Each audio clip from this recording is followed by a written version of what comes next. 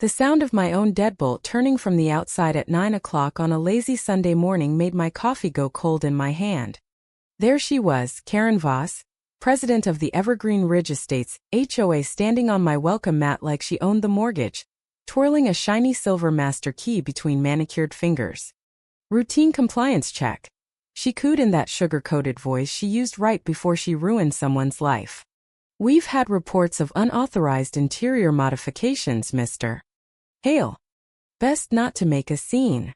I stared at the key, then at her Botox-smooth smile, and felt every petty fine she'd ever slapped on me flash behind my eyes like a highlight reel of pure insanity. My name is Jordan Hale. I moved to this cookie-cutter paradise 3 years ago thinking I was buying peace, privacy, and the right to live without a clipboard-wielding dictator measuring my grass with a ruler. What I actually bought was a front-row seat to the Karen Voss show, and today the curtain was about to rip right off. Back when I first signed the papers on this 3-bedroom colonial with the white picket fence and the 2-car garage that smelled faintly of fresh paint and broken dreams, the realtor had laughed off the HOA, "Just a few dues for lawn care and community spirit," she said, waving the thick covenant packet like it was a restaurant menu. I should have read the fine print. Instead I read the part about maintaining neighborhood harmony, and figured, how bad could it be? Karen Voss introduced herself 2 weeks later at 7:45 a.m. Sharp, clipboard in hand, hair sprayed into a helmet of blonde obedience. "Mr. Hale, your American flag is hanging at a 17-degree angle. Regulation is 90 degrees, parallel to the ground. Courtesy notice." She handed me a neon orange slip like she was bestowing a participation trophy for failure. I laughed. Big mistake. Karen didn't do laughter. She did compliance. The fine started small and got creative. $75 for aesthetic violation. Grass measured 2.75 inches instead of 2.5.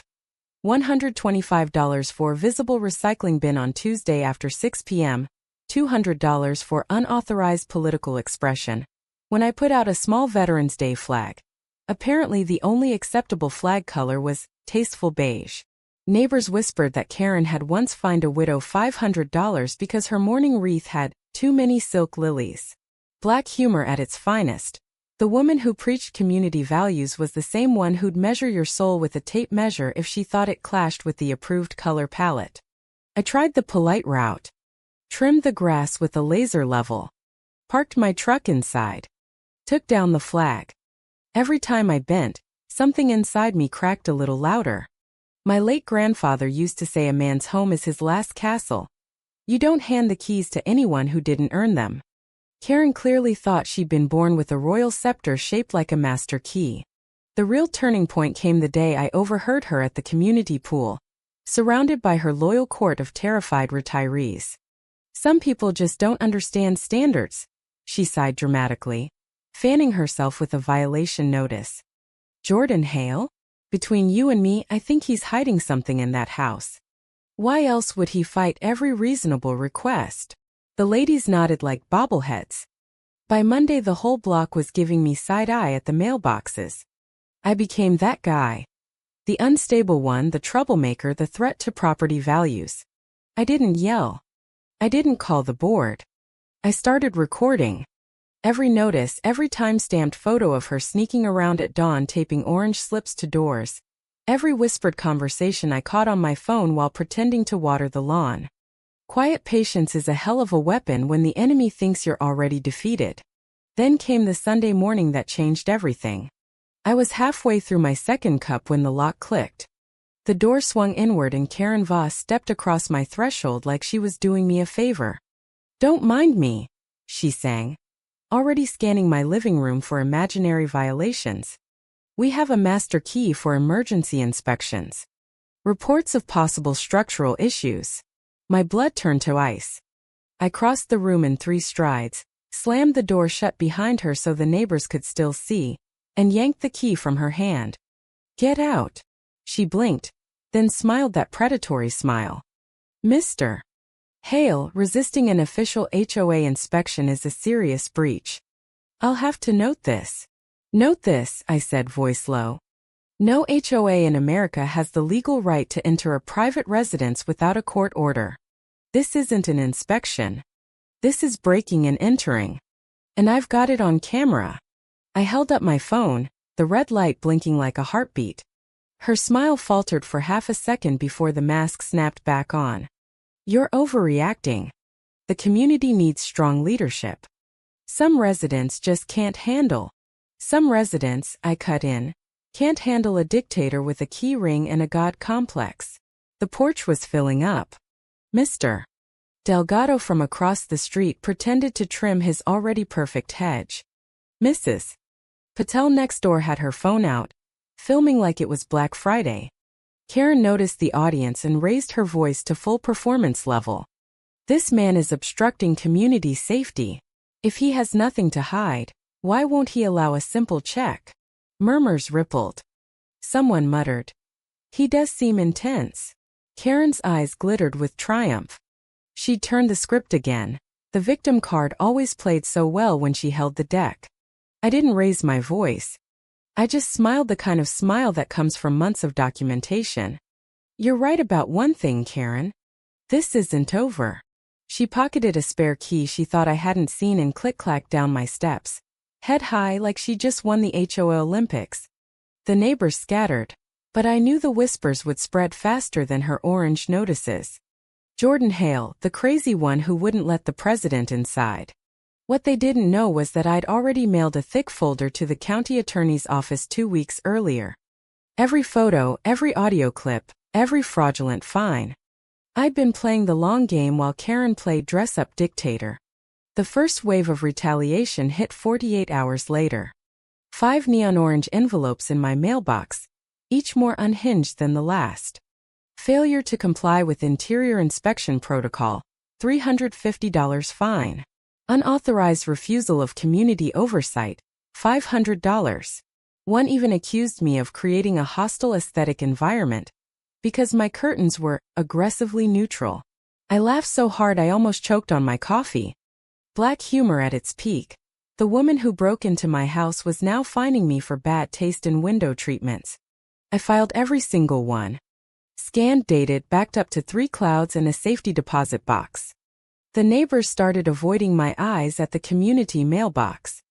Karen's daily email blast called me a disruptive element threatening property values. Someone left a note on my truck. Just let her in, it's easier. I kept quiet. Kept recording. Kept waiting. By week 3 the fines totaled over $4 grand, and the gossip had escalated to full conspiracy theory. He must be running some kind of illegal operation in there. Karen told the book club loud enough for me to hear while I walked my dog past the clubhouse. Why else the secrecy? That was the moment I almost broke character and laughed out loud. The woman who thought she could waltz into my living room with a master key was accusing me of secrecy. The irony was so thick you could spread it on toast. Then came Thursday. 2 sheriff's deputies knocked at 4:17 p.m. Karen stood behind them on my lawn, clipboard pressed to her chest like body armor, smirking like Christmas had come early. Mr. Hale, the taller deputy said, we've received a complaint of threats and obstruction against HOA officials. Karen stepped forward, voice trembling with practiced victimhood. He snatched the master key from my hand. He threatened violence if I performed my lawful duty. The entire neighborhood is terrified. The neighbors poured out like it was a block party. Phones up. Mouths open. Karen was in her element, the wounded queen surrounded by her fearful subjects. I opened the door wider so everyone could see and hear. Officers, I have video of Ms. Voss using a key to enter my home without permission or warrant. I also have every single fraudulent fine and a log of her harassment.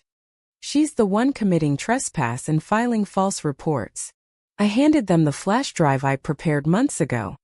The deputies glanced at Karen, then at each other. Karen's laugh was brittle. He's fabricating evidence. I'm only trying to protect property values. The shorter deputy started reading her rights before she finished the sentence. Wait, what? Karen's voice cracked like cheap porcelain. Ma'am, you're under arrest for attempted unlawful entry, harassment, and filing a false police report. Handcuffs clicked. The sound was sweeter than any HOA fine I'd ever paid. The block exploded in gasps, then nervous laughter, then outright cheers from the back. Mr. Delgado actually slow-clapped. Mrs. Patel yelled, "About damn time." Karen Voss, the woman who had ruled Evergreen Ridge with orange paper and passive-aggressive emails, was led down my walkway in cuffs, still sputtering about community standards, and "you'll all regret this." Her perfect blonde helmet hair didn't even move in the breeze. I stood on my porch next to my wife, Detective Brooke Hale, who had quietly stepped outside in uniform the second the deputies arrived. She hadn't said a word until the cuffs were on. Then she leaned over to Karen and whispered just loud enough for the nearest phones to catch. "Next time you want to play cop, get a badge instead of a key." The video went viral before Karen even reached the station. Most people would have taken the arrest as a sign to disappear quietly. Karen Voss doubled down like a gambler who'd already lost the house but was still betting the furniture. Within a week my mailbox overflowed again. New fines, new accusations, new blast emails calling Brooke and me corrupt insiders weaponizing law enforcement. She even started a change.org petition to have us removed from the neighborhood for creating a hostile living environment. The irony was so thick it needed its own zip code. But the neighbors who once crossed the street to avoid me now started waving. Some dropped off casseroles with little notes. "We saw the video. Thank you." The tide was turning, and Karen was still screaming at the ocean. She made one fatal mistake. She kept sending the fines. Each one was more unhinged, more desperate, more evidence.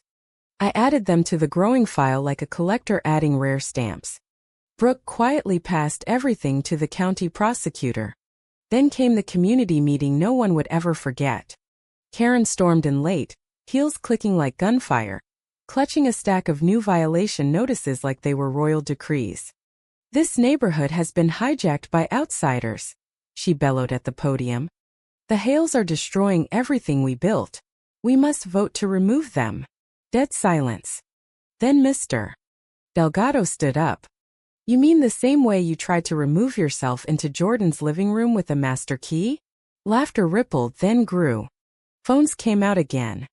Karen's face went the color of her violation notices. The board members who used to nod at her every word suddenly found the ceiling fascinating. 2 of them resigned on the spot. The meeting dissolved into chaos, and for the first time in years the residents of Evergreen Ridge sounded like free people instead of frightened tenants. Karen left that night still convinced she was the victim. She had no idea the real storm was just pulling into the county courthouse parking lot. The civil hearing was scheduled for a Tuesday morning in a courtroom that smelled like old wood and fresh justice. Karen showed up in her best power suit, clipboard upgraded to a leather portfolio, ready to play the martyred president. I sat beside Brooke, our binders thick enough to qualify as weapons. The judge, a no-nonsense woman who looked like she'd heard every HOA horror story twice, called the case. Karen launched into her opening statement like she was auditioning for a soap opera. "Your Honor, the Hales have obstructed lawful inspections, endangered the community, and used police connections to harass me personally." The judge raised one eyebrow. "Lawful inspections of private interiors? Show me the covenant language." Karen fumbled papers.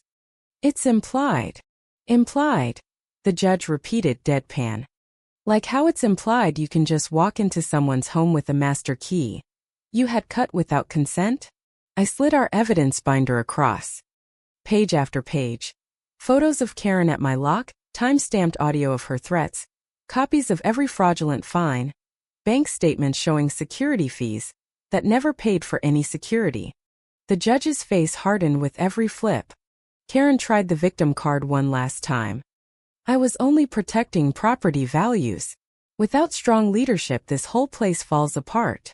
The judge closed the binder with a soft thud that sounded like a guillotine.